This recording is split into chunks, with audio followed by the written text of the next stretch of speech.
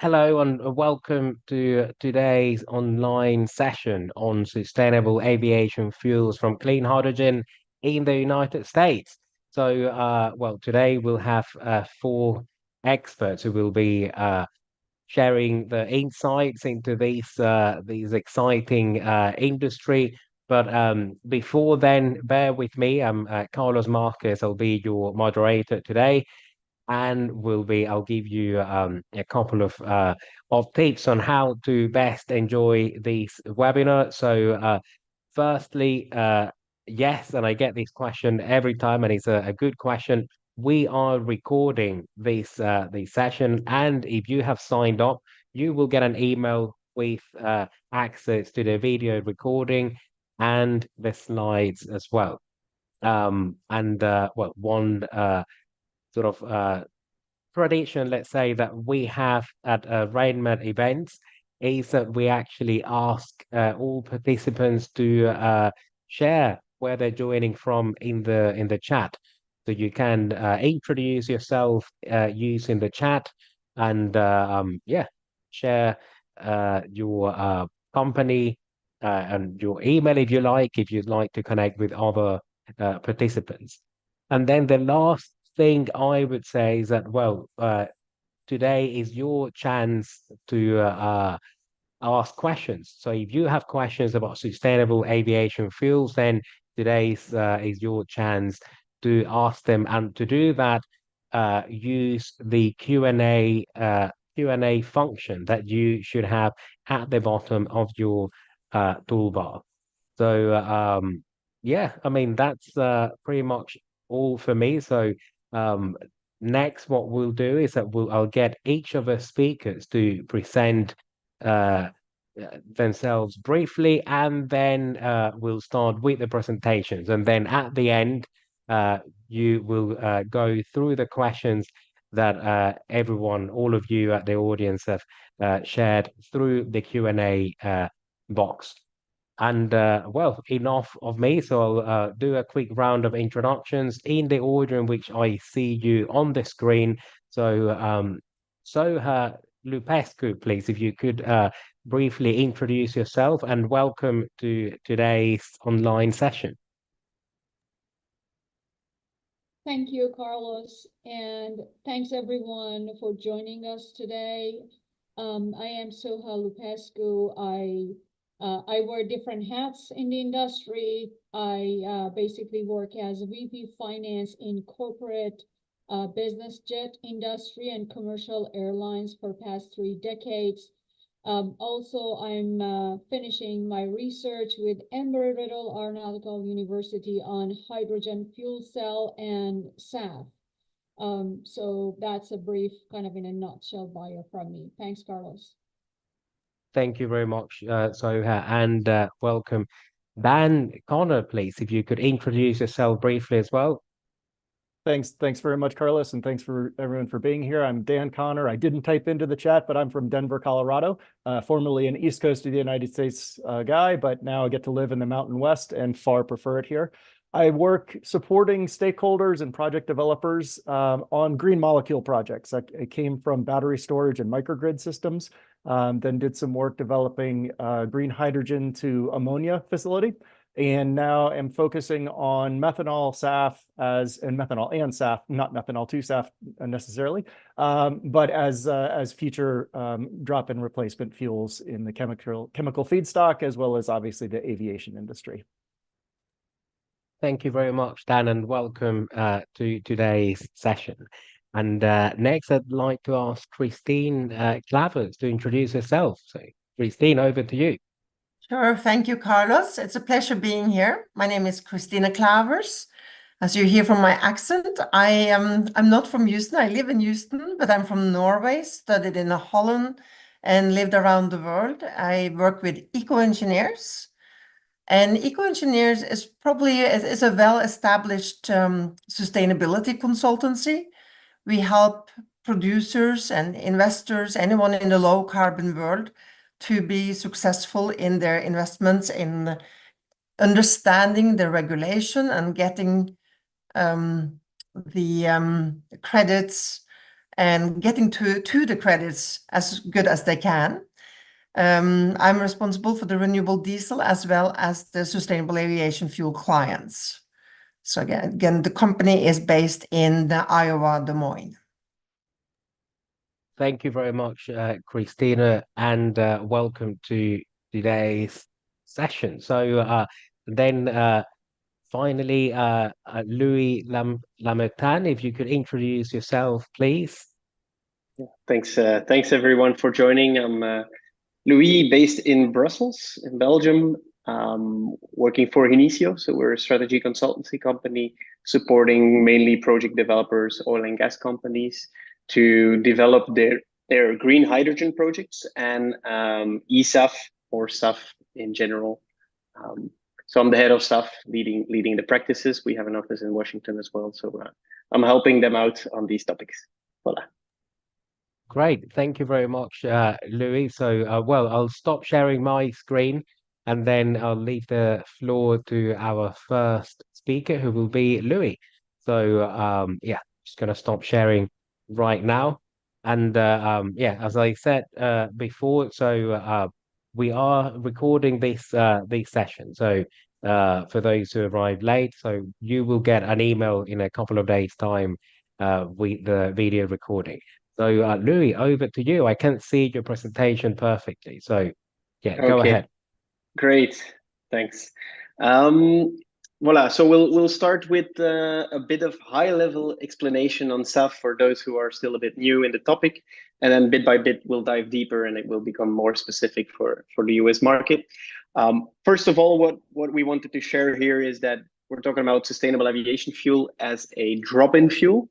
So contrary to using green hydrogen or electricity, battery electric aviation, the sustainable aviation fuel is supposed to be a fuel that can be directly uplifted in existing aircrafts without major modification. So today it should be pretty feasible in most aircraft to uplift 50%. With some small modifications, it should be possible to uplift up to 100.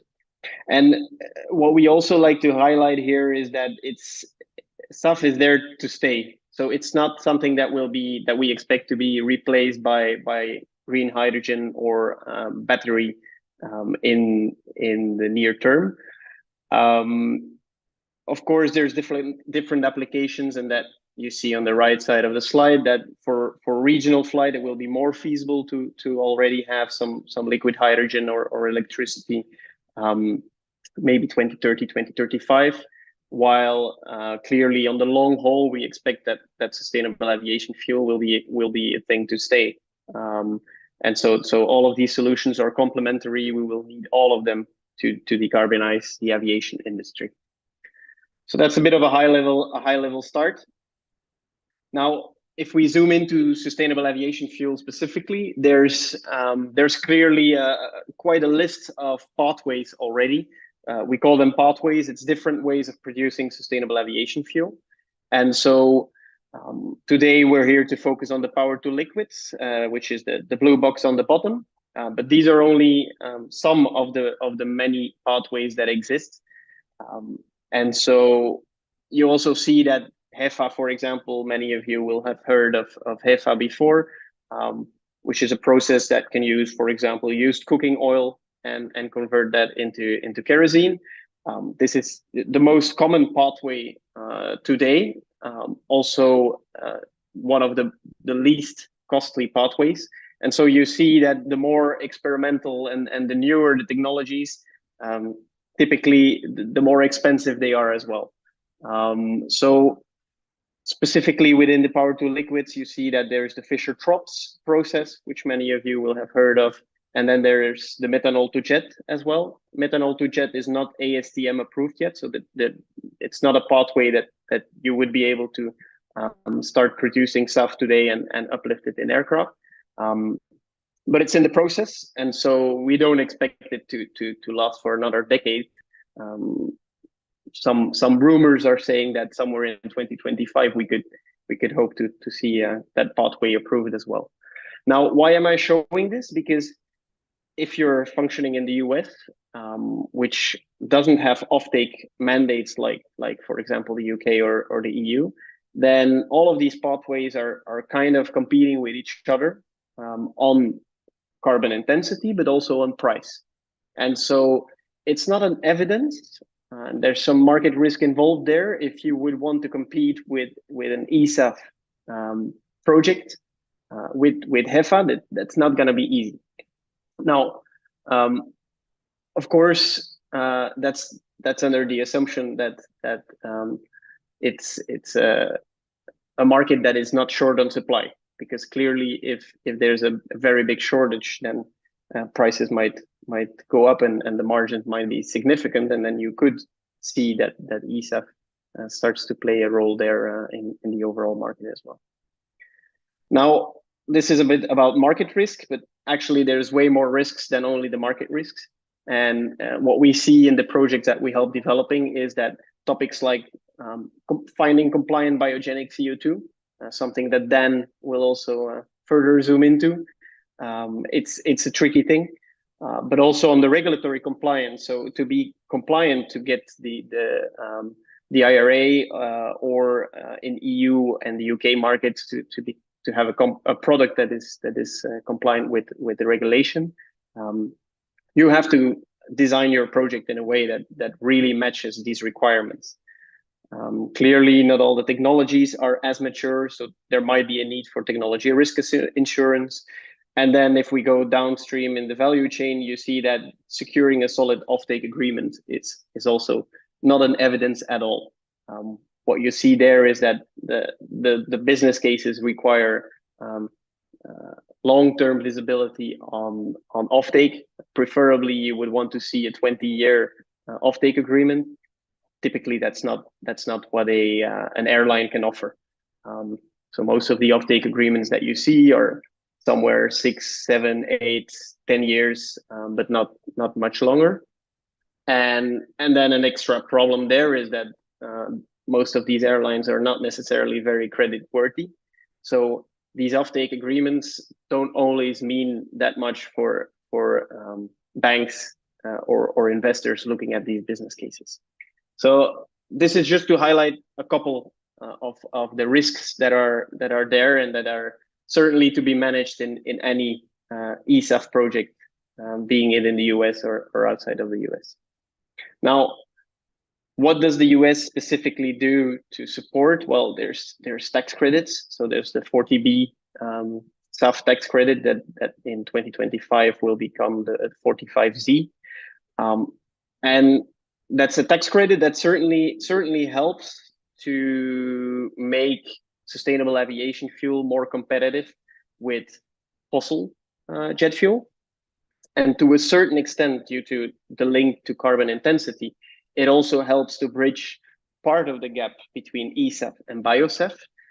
If you can stack other tax credits on top, for example, on the renewable energy, that helps. That's for sure.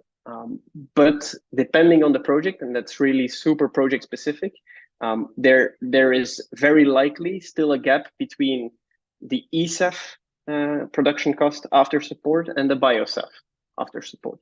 And so, like we explained before, if this is a voluntary market and you're competing with other pathways, then this pricing gap might be something important to have a good idea of.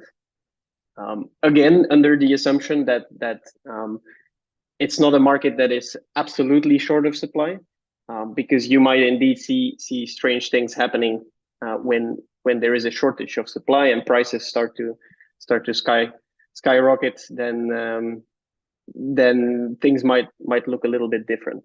But so far, we have difficulty when we hear people in the US say, "Look, we expect to sell our ESAF on the voluntary market." We still want to see that happen. We still want to see the exact business cases that allow you to compete with BioSAF pathways. So if the US is not always for every project developer the most interesting eSAF offtake market, then of course there's still another market possible, and that's Europe. So it is possible to produce eSAF in United States and then ship it to Europe.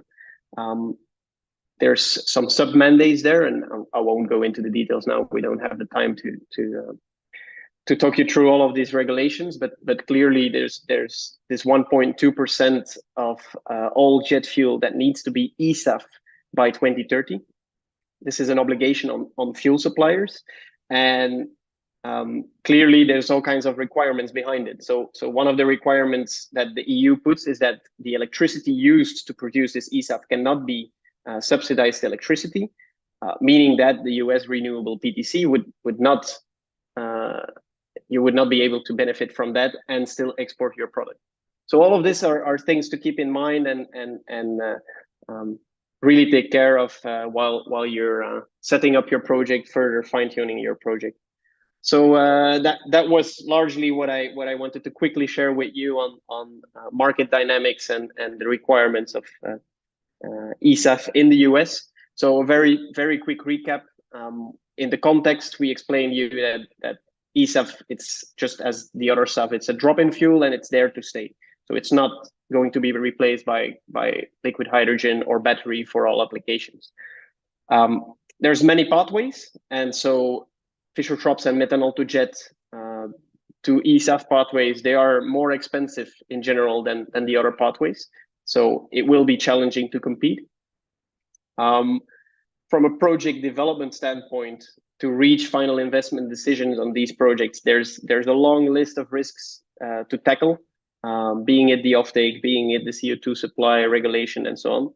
So it's really a step-by-step approach of de-risking as much as possible. In the US, there is clearly some tax credits that can help bridge part of the gap, but it will be super project specific to see if it fully fills the gap or not at all. And so clearly, if you would want to export your product from the US to Europe, there's regulation to take into account and details to be studied to see what works or what doesn't. Voila, thanks a lot for your attention. Very quickly, so we're Hinicio. We help project developers, oil and gas companies in understanding the regulation, understanding the business cases, doing techno-economic optimization. So from the variable renewables all the way to shipping in batches by boat and seeing if methanol to jet versus Fischer-Tropsch works best for your project. So that's the kind of things we do. And so we have different offices, one office in the US as well in Washington, DC. So thanks a lot for the time and looking forward to the discussion. Thank you, Louis, for your presentation. So, well, to everyone in the audience, there you go. So you can send questions to Louis and to the rest of its speakers through the Q&A box. And now I'd like to welcome Kristine to give her presentation. So, Kristine, over to you. I think you're on mute now, so Yeah, we can't there hear we go. you. Now I'm off mute. Thank you so much. And what I wanted to emphasize is really what Louise is saying. I think when you go into this market, there are so many steps that are required, and we need to realize that this is not a market as of today, but it takes time. So I just wanted to reflect on some of the observations that I have from the market. Is the main difference is that when you talk about SAF, you are really talking about a regulated market. It doesn't matter if it is voluntary or regulated. It's still a regulated from guidelines. So this is huge different from when you are a jet producer and you look at supply and demand. And now you are really looking at regulations. And each regulation comes with a lot of compliance requirements. So I kind of like to compare it with like baking a cake. So if you bake a cake and you exchange your ingredients in the cake, your cake is not going to taste the same as it was supposed to do. And And that's really when the regulations are written and there is guidelines on how to get credits or grants, you have to follow them completely. And it's not, frequently I get calls like, oh, but we just have a little bit of palm oil in our feedstock. And that's not good enough. You really need to be completely in compliance. So back to what Louise was saying is that when you look at compliance matters, it is all the way from the feedstock to the production. And when you are in the SAF market, which is really a global market, it is filled with local regulations and local guidelines. So very, very important to learn to consider. So as I mentioned in the beginning, you need to look at the feedstock. Will my feedstock actually be in compliance and will it be eligible to get into the market I want to get into? So in the US and Europe, just taking as example, they have different feedstocks that are approved. Secondly is the whole processing and the measurement. You need to be able to measure your greenhouse gas reductions. Without a number, you really are not going to get any credits or benefit from your product. So that's brings you to the life cycle assessments, and you need to do a life cycle assessment to get into the market or get grants from the DOE or from the IRA. So these life cycle models are again different from regulation to regulation. They have different default values depending on where you are in the world. So again, when you are an investor into this market or you want to be a producer, consider this really the details. The next thing that you need to do when you're into the market, so now you have you measured your greenhouse gas savings, your feedstock is eligible. Now you need to continue to measure it on the market. So you need to verify that what you are doing. So again, important step in the whole market and to provide the data frequently. So I think that's my message is bring the compliance group up front when you consider these markets or you want to be part of them. In the past, we typically said, oh, can you guys take care of the regulations? And, I'm sure it will be fine. I think now you should really bring your sustainability compliance manager with you in the boardrooms and with you all the way along, but to understand the process that is required to be successful in this market. So I think that summarizes what I wanted to say, and it kind of adds on to what Louise said. Thank you. Excellent. Thank you, Kristine, for your presentation. So again, please, to everyone in the audience, do send your questions through the Q&A box. And next, what I'd like to give the floor to Dan Connor. So Dan, over to you. Oh, great. Thank you. Sorry, I just want to make sure my slides popped up. Yeah, really briefly. Great. I support projects, developers, and stakeholders in the community, whether they're feedstock providers, renewable energy developers, or investors. And there's a lot to think about as you move from, say, renewable energy into molecules. And Louis came from very high level, very broad brush of the industry, the competing products. Kristine talked about the regulatory compliance issues. It is a whole new world. Every layer of your supply chain has to be in compliance. And she mentioned, one drop of palm oil will ruin your batch of SAF, right? It will not be acquired. So this is really a different world for a lot of people. Try to advance here. The problem with eSAF is there are three main components. You need the power. Here in the States, I come from the States, so I think about projects mainly here in the United States. Renewable resources here, you can put a solar panel anywhere, you can put a wind turbine anywhere, but what is your capacity factor? What's your efficiency going to be? What's the cost of that renewable resource going to be?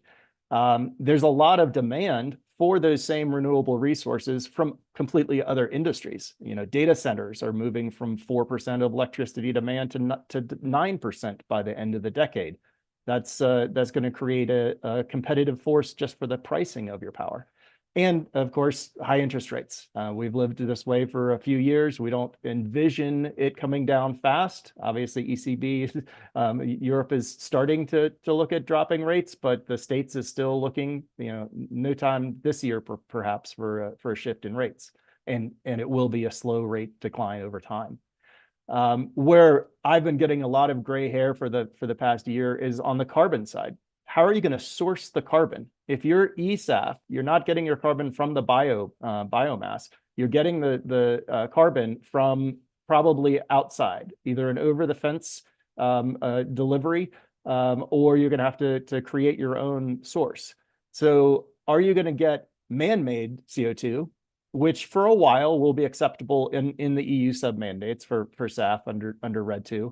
But that's not really the goal for long term. Everyone wants biogenic CO2. And so biogenic CO2, there's two main sources here in the States: ethanol biorefineries in the Midwest, and landfill gas, renewable natural gas sources where you're taking biomass.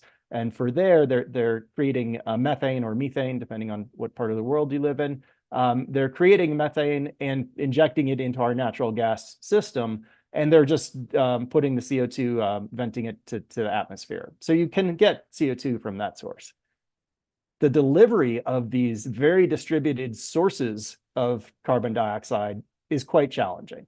And you're also competing with the tax credits and ESG scoring for sequestration products, where instead of utilizing the CO2 to create SAF, you want to sequester it underground permanently. So again, market competition for your feedstock. And then at the end product, for ESAF right now, it needs to be blended into Jet A or A1 internationally. Over time, we are expecting, as Louis described, to be able to on 100% ESAF directly into wing, but right now you can't. So you're going to have to actually deliver to a fuel farm where you're going to be able to blend and then deliver to the end customer. Again, complexity. Book and claim as it comes online will simplify that issue. You can deliver to one fuel farm in the country, and then the actual SAF credit could be delivered or utilized by somebody fueling in a different part of the country. But it's still a significant complexity. And just to visualize, just really quick, three quick slides.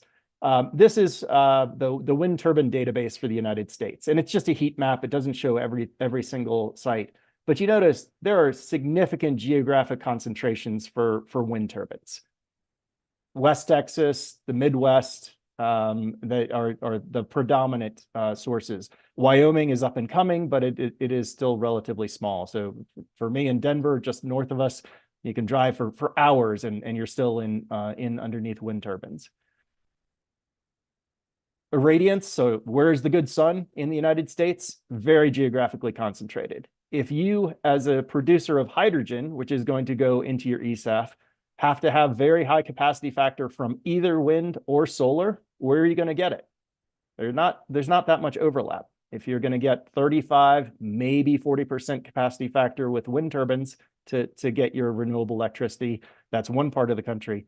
If you want 25 to 30% capacity factor for solar, obviously that's a different part of the country.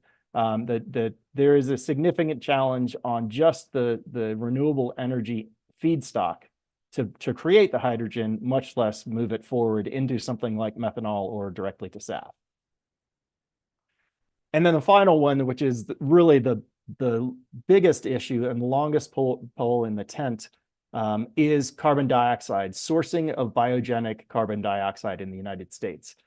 This lists a bunch of different sources. Light blue and dark blue are not biogenic, but the green circles represent ethanol biorefineries, one of the biggest sources of food grade carbon dioxide. So really what you as a SAF producer is going to want is something very high concentration and purity of carbon dioxide to move into your systems. You'll notice they're all located in the Corn Belt, in the Midwest. Where we have existing CO2 pipelines, none of them are near the Midwest. All of them are to capture other source emitters of CO2 and move it to basically oil fields to enhance oil recovery, where they inject the carbon dioxide to actually improve the efficiency and output of existing oil fields. The only exemption and exception, and I'll make this disclaimer, is down in the Gulf Coast of Texas. There is this pipeline, significant oil and gas industry, but obviously a lot of hydrogen, a lot of new fuels coming there. There is a CO2 pipeline, and there will be new CO2 pipelines in discussion a bit further out. The proposed pipeline, which is showing up in my screen now, is almost black. It's supposed to be dark green. There are two proposed pipeline systems, one going east to west from Nebraska into Wyoming, Colorado, Tallgrass Energy. It's about a 400-mile, 36-inch proposed pipeline. It's reusing an existing 36-inch pipeline that's existing natural gas pipe that Tallgrass has. That is moving along. It is, in early stages, but looks like it probably has significant potential for actually going into operation as a CO2 pipeline. The other large one, about 2,100-mile system, is proposed by Summit Carbon Solutions to move a bunch, obviously, of ethanol biorefinery CO2 up into North Dakota for sequestration. And that has met a lot of local resistance, and this is the big issue. A lot of state legislatures, local resistance that is forcing the Summit Carbon Solutions to now, they've said they delayed to 2026 timeframe, and whether they're actually going to be able to get local permitting in order to put this pipeline through is still up in the air. It's a very big country. There are very limited carbon dioxide infrastructure around the country, and it's mostly in places where you really aren't looking to do SAF production. So that was what I wanted to do as a takeaway was there are challenges. eSAF specifically can be distributed. You can generate your SAF in the eSAF around the country, around the world. It is a very easy mechanism to do that. But getting the feedstocks that in the appropriate place where you have the power and the carbon all in the right location, that's a challenge. And that's one thing, and Kristine said in the beginning, get your compliance people in the beginning, make sure that they're looking at the feedstocks, at the potential. Is this state likely to have a CO2 pipeline that I'll be able to tap into to get biogenic CO2? The ESG early as opposed to compliance after the fact is really mandatory in this type of market, because these are very long lead time projects and very long lead time suppliers and stakeholders in the market, like CO2 pipelines. Hope that helped. Let me try to stop share. Yeah, thank you, Dan. That was very, very helpful. I think particularly that map just shows tells a whole story. So thank you for your presentation. And again, to everyone in the audience, please do send your questions through the Q&A box. And then I would like to welcome Soha to give her presentation. Sure. Okay, so think. Okay, could- so again, thanks everyone. Thanks, Carlos.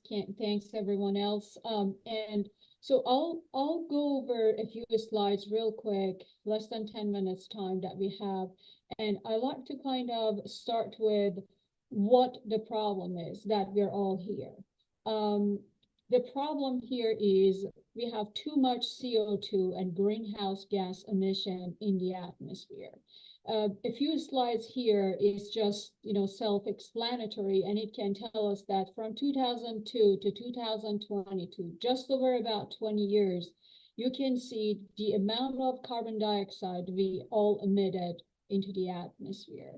And to the right side, you see that's basically dark orange.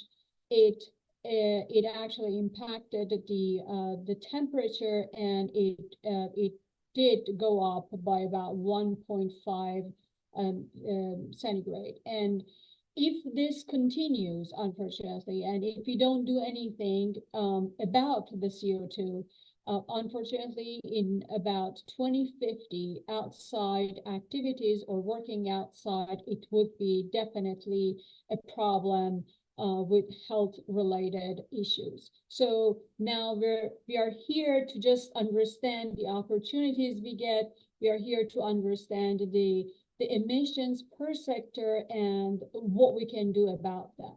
This slide is a global emission by sector. So as you can see, transportation, industry, agriculture, and power, they are kind of the highest ones within the global spectrum. So if you like to kind of focus on what sector will have the highest demand, I'll put it in next slide. As you can see, that would be chemical is the highest one. It's about 65%, as you can see to the third column from left to right. And then refining is about 25%. And what are the sources that they're using today? They're using natural gas, and any of those beneath oil, coal, they are all emitting CO2. Now, the theme of this webinar is kind of to introduce what can we do to replace the source of energy to get hydrogen, and maybe hydrogen as a source of energy to produce SAF productions, any pathways that it's approved or can be used. Next one, again, for this presentation and for this webinar, we are focusing on US sectors. As you can see, once again, transportation, which is on the kind of a left pie, shows about 27%. And again, I narrowed it down for you to the right slide, right basically graph, as passenger and light duty vehicles, and then duty trucks, heavy duty trucks, they account for almost 80% of the entire greenhouse gas emissions and carbon dioxide. So you can see these are your basically should be your end users. I mean, they are using and burning fossil fuel. So what we can do again to mitigate this one. And this is kind of a very high level view of these sectors. Now, here, we're talking about hydrogen. I know Louis, Dan, and Kristine, they all went over SAF, eSAF, the approved pathways, and the ones that hopefully will be approved in the future. But one thing, as Kristine and Dan, they mentioned, it's the remembering that we are going to deal with ESG policies and guidelines, and we need to be in compliance. So anything we want to choose today as a pathway to basically continue our business, it needs to be in compliance, because if you're replacing one source with another, let's say we're replacing fossil fuel with SAF, are we getting a positive, basically, net impact on the environment? If we are just replacing and depleting one source versus, to get another one, and we are not helping the reducing of carbon dioxide, then we are not achieving really anything, and it's just unfortunately waste of time. Talking about hydrogen, so I tried to kind of put something very simple here for all of us to kind of, as a refresher or understand this better, that using hydrogen to produce SAF as a source of energy, it is basically different, we call it different colors of hydrogen. And you can see the colors is gray, blue, turquoise, green, pink, and yellow. It's kind of brown, light brown, but it's supposed to be yellow. And to the kind of right of that, the only thing we are focusing on, and we are calculating and basically measuring the amount of CO2 produced or eliminated during the process, it's green hydrogen. So it needs to be from renewable energy, such as wind or solar. So this one, it's showing you again the processes for hydrogen production, which you can see the primary energy, and that goes back again to what Luis and Dan they had as a source of energy. You see what you can get, the conversion, it's gonna get you to what a step and the final product. My research and focus again is more on the very top one. I'm a practitioner in aviation and maritime industry, and what we are trying to do and help is using renewable energy to produce electricity as a source of energy to use the electrolysis and get to basically hydrogen as a source of energy to continue on within the life cycle or ecosystem of the getting the final product out as a fuel cell. Again, that's something else that we are working on. Next slide.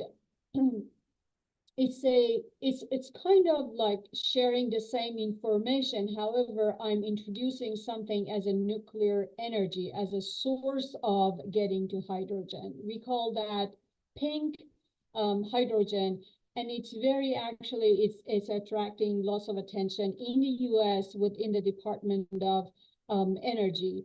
And so that's another business opportunity. Again, please remember, any of those you choose to basically keep as your mission within your business, remember it has to be either net zero, which is eliminating versus producing carbon dioxide, or it has to be true zero, which is naturally helping producing basically the final source of energy. In that case, as an example, is solar and wind.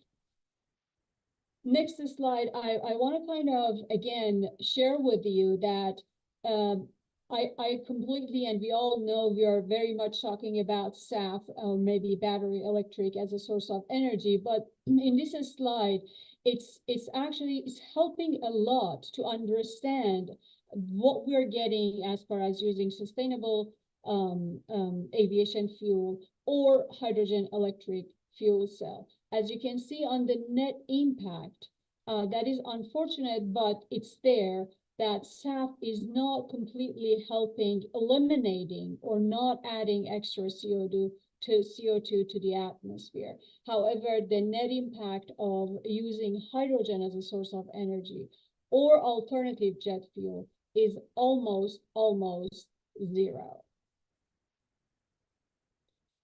Here I like to again kind of bring this one as a sample, because as Carlos and I were kind of talking previously, we wanted kind of to share with you how much really hydrogen, and again green hydrogen, we might need to produce SAF.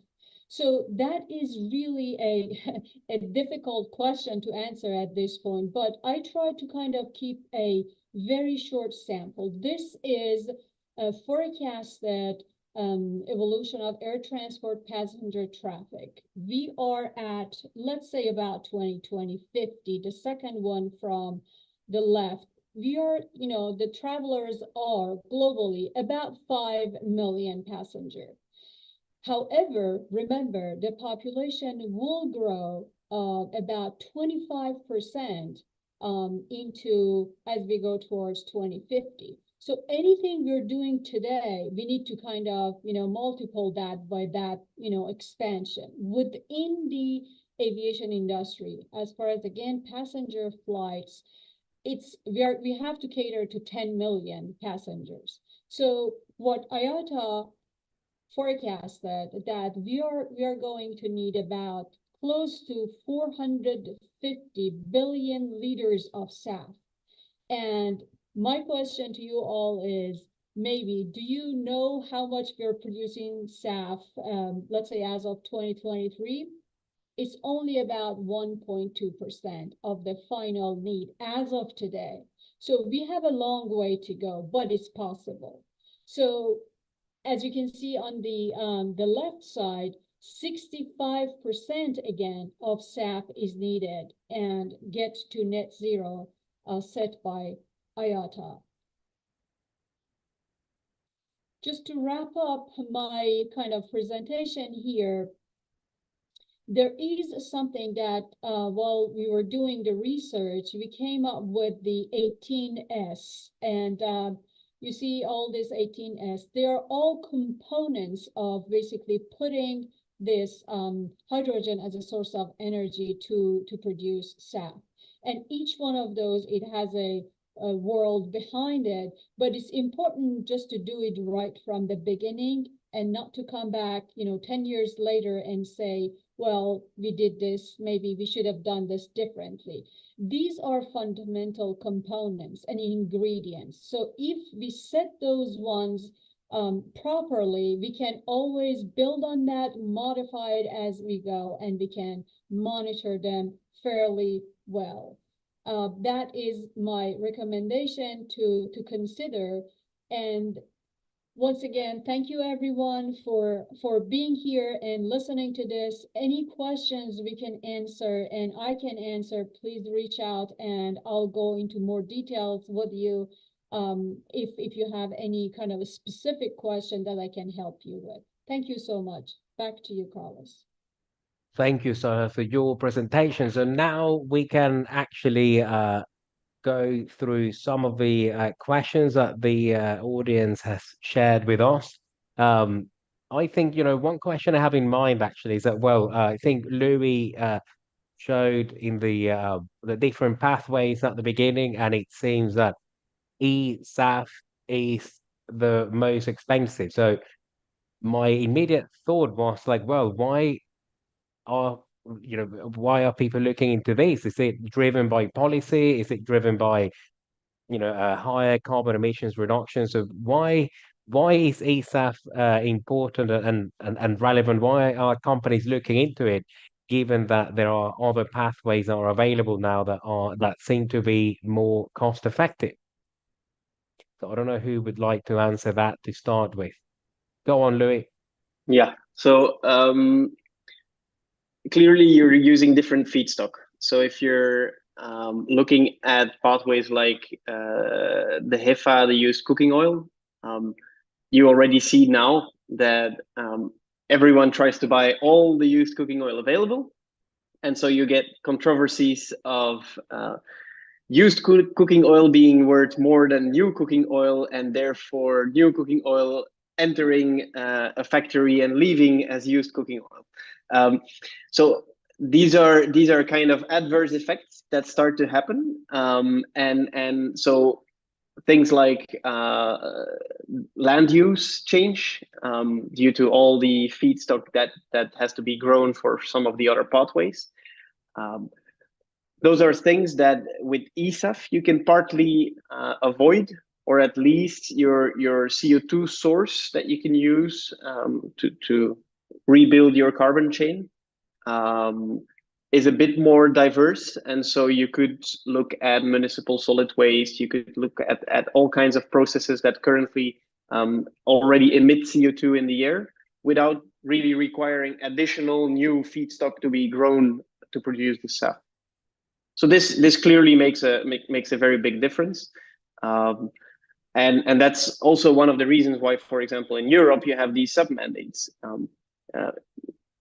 The policymakers realize that if you don't have a sub-mandate, nobody is going to produce eSAF because it's clearly more expensive, but still it's potentially more sustainable. So also the greenhouse gas savings that you can actually reach through eSAF can get up to 95%, for example, while with HEFA pathways or other pathways, often you're more at 60, 50, 70, depending on your feedstock and the project setup. Voila. All right. Thank you. I don't know if anyone else, Kristine? Yeah, I would like to add to that. I think we need to in order to realize our goals to get into sustainable fuels and sustainability and reduce greenhouse gases, we need to look at every opportunity. One of my mottos is every molecule counts. And I think, so back to, I agree with what Louise is saying, that we need more feedstock and we need more energy supply from renewable sources. And we need to realize that we are working on innovation. And, so I think this is where there's a disconnect with the media and what we are talking about, is we are still a long way to get to the realization of many of these things, but we have to try it all to find good solutions. So anyway, so I support that we are looking at many different options. We just need to realize that they are options. Yeah, I agree. I was just going to chime in and say that it's an all of the above strategy. Louis laid the pathways out in the cost order, which is perfectly reasonable because that's where you want to start. But used cooking oil, no matter how much fried food I try to eat, I am not going to significantly impact the used cooking oil market. HEFA is tapping out the UCO market. There was a question about ethanol. Here in the States, we produce a lot of ethanol from corn, and that is the most by far, and I want to use the term, about 99% of the corn that is grown in the United States goes to industrial purposes, not for human food. Something like 40+% goes to feed cattle primarily, other livestock. The remaining goes to ethanol, which we then put in our cars, blend in at 10 or 15% for the most part in internal combustion engines. As the internal combustion engine market for passenger vehicles declines, that ethanol will be available with this existing supply to convert to alcohol to jet. And there is now one commercial facility in operation that does alcohol to jet sustainable aviation fuel. Fantastic. We need a lot more. So the ethanol is a viable pathway. It is less expensive than eSAF. As Louis also mentioned, though, there are land use changes. We produce a tremendous amount of food, but we don't utilize it as food. That's a significant issue for the world that needs to be addressed. And so all of the above is going to be required: methanol to jet, eSAF, alcohol to jet, meaning ethanol type of alcohol, and HEFA, and anything else people come up with in creative labs around the world. We in the States use tax credits to incent and shift the cost burden down to reduce the costs of renewables to reach or parity or near parity with market pricing for non-renewable things, SAF in terms of Jet A here.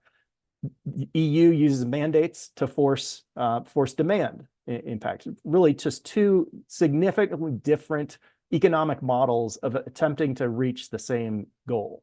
The problem is the EU's mandates force the elimination of the tax credits that the US is incenting. So as Louis, it was a little bullet, the fine print. In order to be an RFNBO, renewable fuel of non-biological origin, the feedstock cannot have benefited from state support, meaning the US's production tax credit, incentive tax credit, ethanol credits, none of them. And that is a reality that some developers and some people in the market have their head in the sand with. And I have heard from more than one significant player in the market, well, we'll just have to change that. We'll just have to change the EU's regulation that you can't have gotten state support. Good luck. Best of luck to you. We'll send Louis to have a chat with them. He's in Brussels, so Soha, do you want to say something, right? So go on. Yeah, I want to kind of share a piece of information here as it's a good news that I had a chance actually to visit the UC Berkeley lab, Lawrence lab in California. And so I want to tell you that Department of Energy is so proactive, and they have like hundreds of different projects that is funded by them. And it's amazing. The scientists are working on the future feedstock, what we can do if we run out of the current feedstock. And also on hydrogen side, there are lots of projects. It's amazing. If any of you can basically visit go there. It's public information, many of them. But it's a great news that they are, you know, proactively looking into just the other options. And that's why I think they believed in hydrogen, and then the latest 7 billion kind of an assigned to hydrogen hub in California. So the scientists behind the scenes, they're working on it, which is great. Just to let you know. Thank you.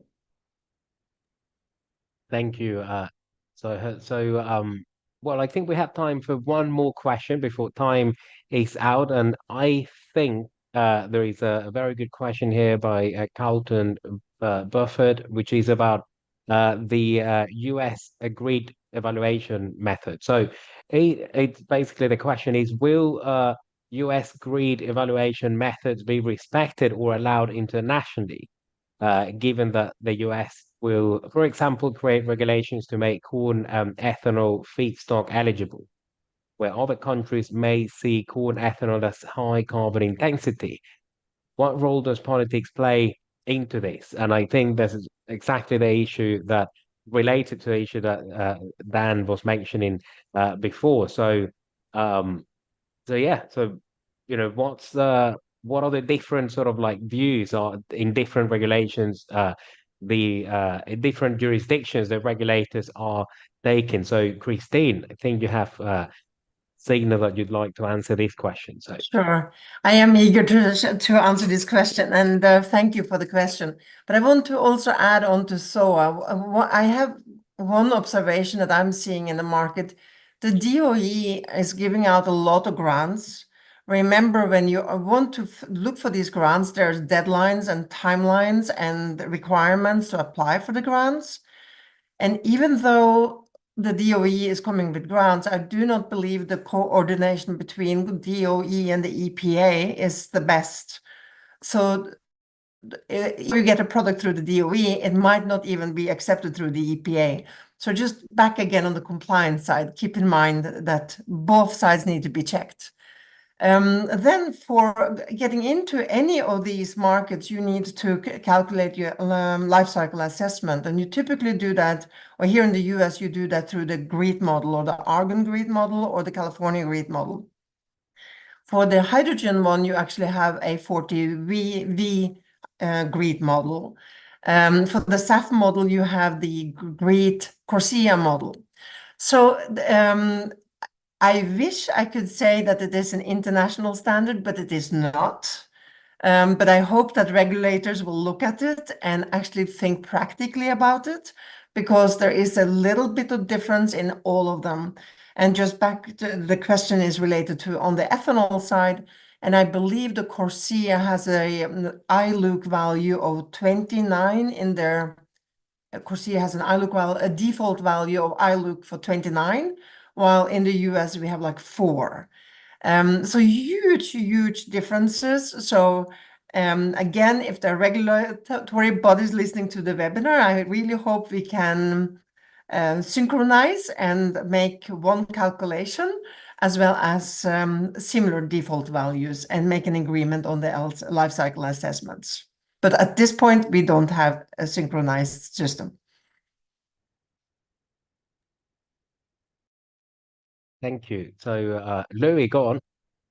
No, just to comment to that indeed it's a hassle for project developers, and typically what we have to do is we have to calculate the life cycle analysis along different models. If you want to have one project supply different markets, then you start doing all your preparation work and you do it for market 1, market 2, market 3, all different models and I mean, it's not doing all work from scratch. So there is certainly overlaps and shortcuts that you can make, but it would certainly help if it's more aligned. I don't expect Europe very fast just accepting the US GREET model. I mean, we still haven't managed to standardize plug-in sockets throughout the world, you know, so it just shows how hard it is, right? So maybe, I know we only have 2 minutes left, but there is one question here that's by far been the favorite of the audience, and it's essentially, to cut a long story short, is by Haralambos Panagopoulos. Sorry if I've murdered your name. My Greek is not great. So it says that ethanol to jet has been approved by ASTM quite some time ago. Why is methanol to jet, if I understand MTJ correctly, as methanol to jet? What is particular about methanol as a feedstock that has not been approved yet? So I don't know if any of you has an insight into this. I'm happy to take it. I think Luis already answered on the chat. First, it needs an ASTM. It needs to, every fuel that comes on the market has to comply or has to be in line with the quality regulations. So that's number one. And then the second, you can go to the US EPA and petition for a pathway. So, this is what EcoEngineers is doing for our clients all the time. And that's allowed. You can apply for a pathway, and then hopefully there will be a pathway in the future. But I think at this point, this just has not happened. Okay, thank you. Louis, did you want to say something? I was just going to add, I mean, you need to imagine that this committee needs to receive samples of fuels of specific plants that can then be tested by an Airbus and a Boeing and so on. So it's really an up and down, and I think we all want the ASTM approval to do a proper job, because this is about the safety of aviation. So you don't want to take any shortcuts in the process there. And even though the feedstock from some points of view might seem similar, it just requires a full approval process. So voilà, that takes time. Yeah. Right, and well, we should hope so as well. You don't want a faulty fuel making it into the airplane you'll be riding next time. So think about that. Right, so I think, as with all good things, this webinar must also come to an end. So I would like to thank all of everyone who's been with us today at the audience, and Kristine, Louis, Soha, and Dan for their insights. It's been very interesting. Before we leave, I'd like to actually remind you, all of those of you who are still here, that we have a full event coming up. If you actually would like to learn more about that event, it will be in Chicago on October 9th and 10th, and it's the RedMat H2 USA. So check it out. Perhaps, something that would be of value to you if you want to meet other people who are actually producing hydrogen, or are in general part of a clean hydrogen ecosystem, particularly in the Midwest and the Great Lakes. So thank you very much, and I'll see you here next time. Thank you. Have a good day. Thank you. Bye. Thanks a lot, everyone. Bye. Everyone.